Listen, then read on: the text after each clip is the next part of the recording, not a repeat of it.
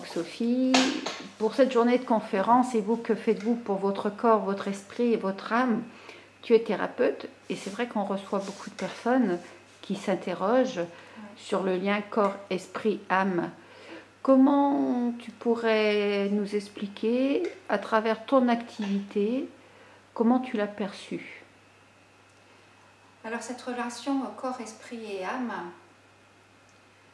à travers mon activité déjà, c'est ce massage biodynamique qui est fantastique, non seulement à recevoir, mais vraiment à donner. Et quand je fais des massages biodynamiques, vraiment je suis sur tous les plans. Et c'est un moment vraiment de ressourcement. Alors bien sûr, ça dépend ce qui se passe entre le patient et moi, puisqu'on est dans une espèce de forme infinie de communication et parfois me traverse des énergies difficiles. Mais toujours, je me retrouve dans cet état alpha où le mental n'est plus là. Et je suis en connexion tant avec la Terre qu'avec le cosmos, on va dire. Et c'est vraiment très, très ressourçant. Donc je trouve que j'ai un métier qui vraiment me ressource et relie ces trois corps énergétiques. Qu'est-ce qui t'a amené déjà, alors, on a beaucoup échangé sur l'art. Est-ce que c'est ça en premier qui t'a amené sur ce chemin? Alors en premier, je dirais qu'à l'âge de 10 ans, je suis tombée dans du Freud. J'ai une photo de moi avec du Freud. Je n'aimais pas du tout lire. Je m'ennuyais avec tout ce qui était autour de moi. Et le jour où j'ai découvert la philosophie, je suis partie en flèche. Et les seuls livres que j'ai jamais lus de ma vie, c'est sur la psychologie, la philosophie. Non, vraiment, je suis née dans cette espèce de seau de poisson qui cherche à connaître qui sommes-nous, où sommes-nous, pourquoi sommes-nous là, et ça depuis toujours. Voilà. Et donc, très vite, à l'âge de 10 ans, d'ailleurs toujours à l'âge de 10 ans, déjà j'ai su que je voulais être artiste peintre. Parce que comment communiquer ce que je ressentais? C'était vraiment compliqué. Ressentir que cet homme, qu'on est quelqu'un de physique, mais aussi complètement abstrait, finalement c'était vraiment mon domaine de communication. Voilà. Alors c'est vrai, j'ai vu beaucoup de tes tableaux qui sont magnifiques. Comment tu es passée de l'art à thérapeute? Eh bien, par un moment de crise, juste après mon divorce, où j'étais vraiment très mal et où je me suis dit, Sophie, il faut quand même aller chercher de l'aide.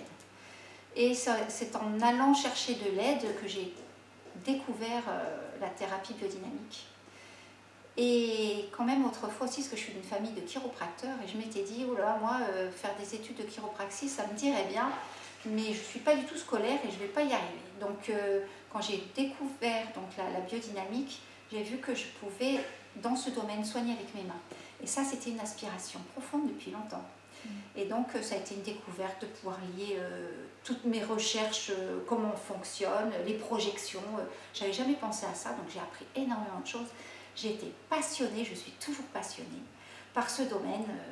Voilà, et je regarde beaucoup de choses sur YouTube qui parlent de l'homme, des recherches scientifiques, de la science quantique, de tous les Bouddhas aussi. On parle qu'on est dans l'ère des 1000 Bouddhas, il y a énormément de personnes inspirées. Donc voilà, donc je continue à fond et finalement c'est en continuité avec ma peinture qui était déjà sur ce thème-là. Hein.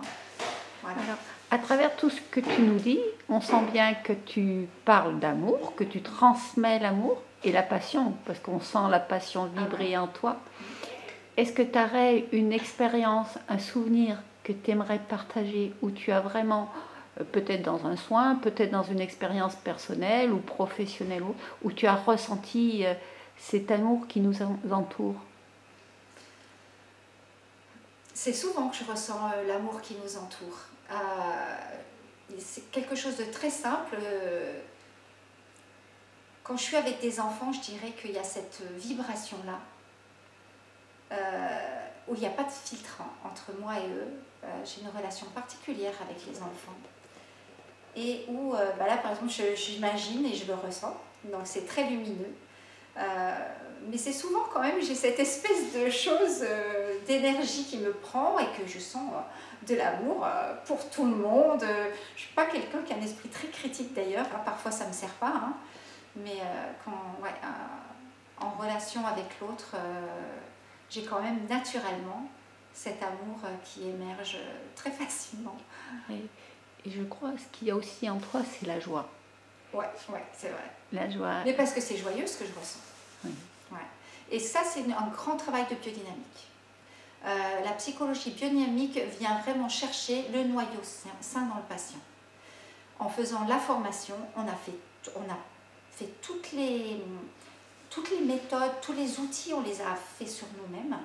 Et il y a une espèce de joie qui est sortie maintenant, et elle est là, quoi. Et c'est une joie sans objet.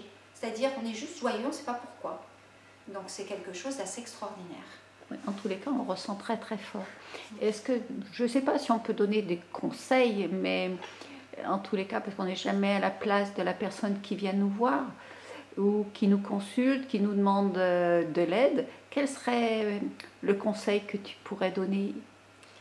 Moi, c'est de ne pas se décourager, de toujours penser qu'il y a des raisons pour tout, et que souvent, et finalement, moi je trouve ça aussi joyeux, ce qui est incroyable, des fois une nation, je pense que c'est aussi joyeuse, que cette personne va finalement pas très bien, mais je me dis, mais les mauvais passages, moi en tout cas dans ma vie, c'était certainement les passages qui m'ont amené à être le meilleur de moi, c'est-à-dire qu'il y a une émergence, une renaissance après ce passage qui est juste extraordinaire. Et donc c'est comme on passe par le sous-sol, on va dire, pour arriver vers la lumière. Et donc quand ils viennent me voir et que je vois qu'ils sont dans ce sous-sol, pour moi, je me dis, oh, mais c'est une bonne nouvelle, parce que dans ce passage, il va y avoir de belles choses qui vont émerger. Et là, du coup, j'entreprends à faire émerger ces belles choses avec mon patient. Mais je suis dans une certitude que c'est ce chemin-là, et du coup, je le transmets, quoi. Voilà. En tous les cas, merci pour ce message d'espoir et d'amour.